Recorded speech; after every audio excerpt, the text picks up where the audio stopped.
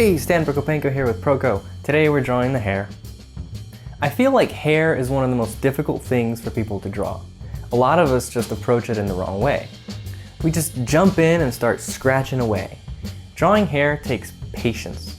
There's a lot of little shapes, lines, and highlights, and it's really easy to get impatient and sloppy. But we really just need to slow down and take it one step at a time. And when we get to the details, we need to focus on designing, not just copying it as we see it.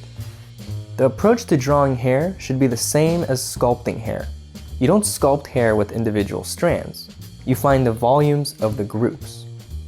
Think of the hair as a three-dimensional form, like the nose and lips. It has mass, and it has all the same elements of light, although slightly hidden by the texture and the strands. Ignoring the form and going straight for the texture results in spaghetti hair. It just looks like a bunch of lines coming off the head. Volume. So the first volume we need to think about actually isn't the volume of the hair. It's the volume of the head, or whatever it is that the hair is on. If you're drawing a dog, you gotta think about the volume of the rib cage or the legs. The groups of hair wrap around the form underneath and inherit the same light patterns. In this example, I made sure to shade the large group of hair to resemble the rounded form underneath it, before I added all the texture on top. The left side of the hair mass is all shadow, then it transitions and has a bunch of halftone shapes, and then all the highlights are on the right. Now we get to the part where we draw locks of hair, and everybody's hair is different. If it's straight, you're just gonna get a simple cylinder. If it's curly, you're gonna have a lot of little locks. And that design problem becomes a little bit more difficult. But whatever the hair type, figure out what those shapes are and design them as volumes, not strands. So, for example, here's a lock of hair. It's like a ribbon with some thickness to it. This ribbon has shadow, halftone, and a highlight. It doesn't look like hair, but it does look three-dimensional. To make it look like hair, we need to add a fourth element: texture. This includes the separations between the small groups of hair, a few lines representing strands, and breaking up the contours.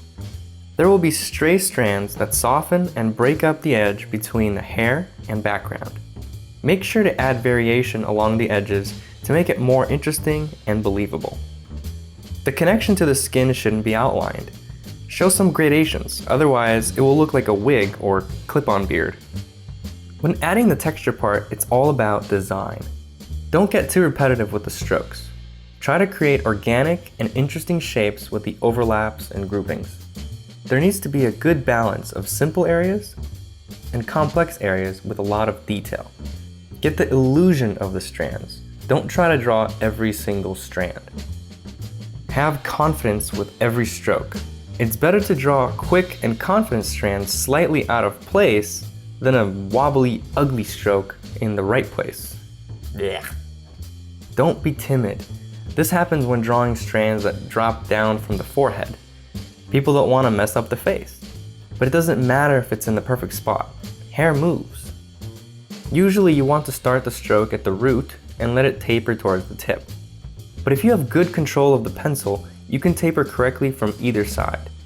Make sure you're holding the pencil like a brush and use the length of the charcoal to get thin lines and the side to get soft, thick lines. Transitioning from one to the other gets you a nice taper. Designing the shadows. I like to approach shadows as flat, graphic shapes. It's important to get an attractive, well-balanced separation of light and dark before beginning to shade. Try to find ways to connect as many shadow shapes as you can. Even with curly hair, where you have a lot of little shapes, it's important to connect them. Otherwise, you'll have too many floating shapes, which can be distracting. In this example, there's a few floaters, but they're all connected with the same rhythm. This goes back to good design. Inside the shadows, keep the texture and contrast to a minimum. You want the focus to stay in the lit areas of the hair. Designing halftones. The areas that will have the most visible texture is the halftones.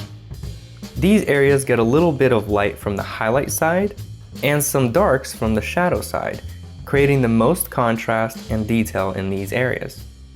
Don't forget that halftones are mostly gradations. They gradate towards shadow on one side and highlight on the other. Designing highlights.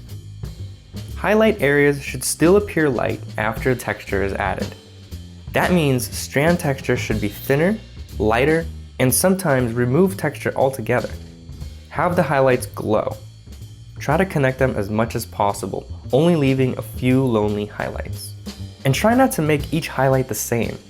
Give them variety in length, thickness, edge, and value. So let's take a look at how I broke down this drawing into steps. As always, I started with the linear lay-in, getting the major shapes and rhythms. Then I separated the lights from the shadows, focusing on the design of the graphic shapes. In this step, I added dark accents inside the shadows to separate the reflected lights from occlusion shadows. And in the lights, I added gradations from halftone to highlight. At this point, the drawing should look three-dimensional, since we've added all the basic elements of light on form. And in the final step, I added the texture of the strands. The strokes should follow the rhythm of the locks we defined in the previous steps. Notice that drawing the strands is in the last step, not the first. Hey, if you like this video, your friends might too. Please help me out and share this video on your favorite social network. And don't forget to subscribe to the newsletter on Proko.com.